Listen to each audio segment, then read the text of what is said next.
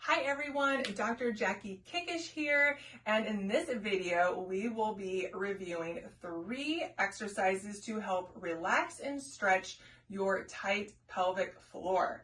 So if you missed the previous video, I went over why Kegels is not always the answer. So we kind of reviewed the difference between a hypotonic or low tone and weak pelvic floor versus a hypertonic and tight pelvic floor. So if you are someone that has a tight pelvic floor or hypertonic pelvic floor, which is the exercises we are going to be going over today, Kegels will actually most likely make your symptoms worse.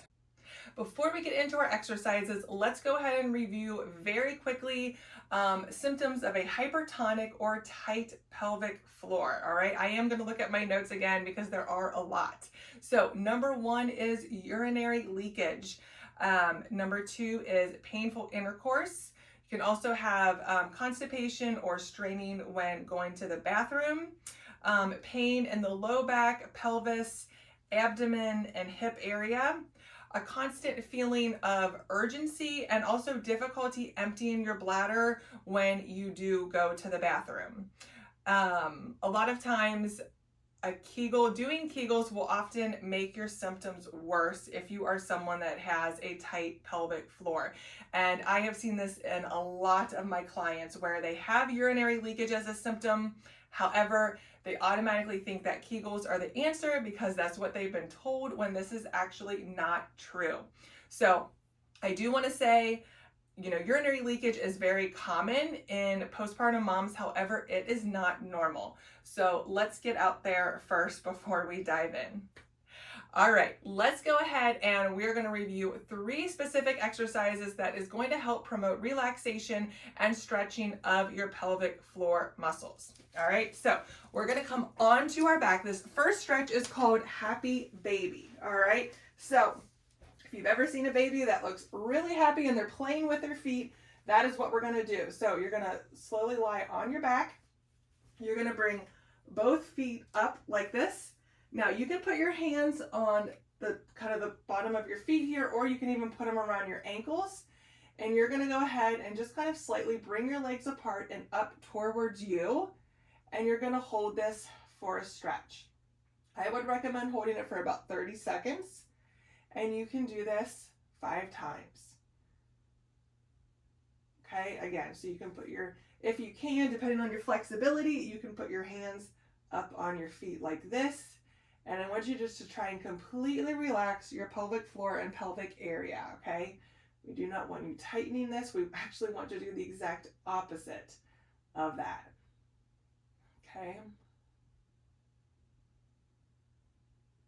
All right, so for the sake of this video, I'm going to demonstrate. I'm not going to hold that for 30 seconds 5 times, but that is what I will recommend, and I will put that in the show notes. All right, number 2 is child pose. So we're going to come onto our hands and knees, but I'm going to have you bring your knees a little bit further apart, okay? So they're not together like this, but more apart. You're going to bring your hands up, and you're going to bring your bottom back towards your heels.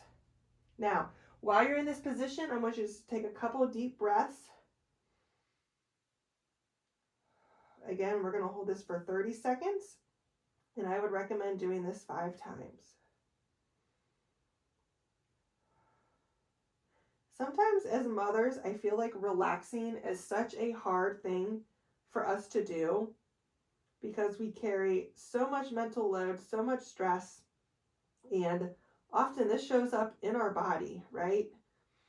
So trying to relax your mind, relax your body, relax your pelvic floor, and then you can come up and then you can go and do that again, okay? So child's pose, 30-second hold, 5 times, okay? All right, the next one is what we call a hip adductor rock. So our adductors are our inner thigh, long muscle that goes from here all the way up into our groin.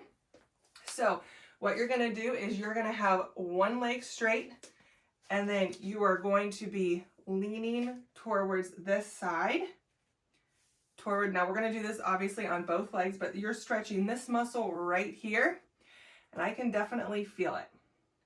Now, if you need a little bit of a support, you know, you can always bring, if this is really difficult on your knees, you can always use a yoga block, or sometimes you can even kind of do this if it's really too difficult on your knees to kind of compensate.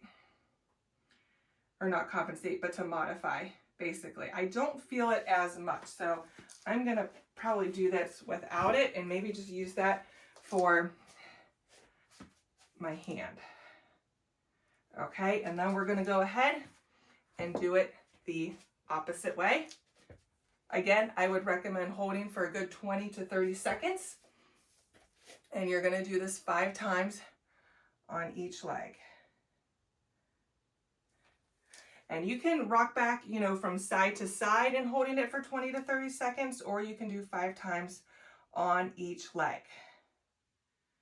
Okay, so that one is a little bit more difficult. So if you need a little bit of upper body support, you know, you can hold on to, like if you're on the stairwell, if you're on the, you know, the bottom part, not on the steps, you can hold on to like the pole of the very bottom of the stairs. Something like that might help if you need a little bit more upper body support. All right, so those are our 3 stretches to help relax a tight pelvic floor. Let me know in the comment section how it went, and make sure you hit the subscribe button so that you don't miss out on other great postpartum content like this. I will see you again next time.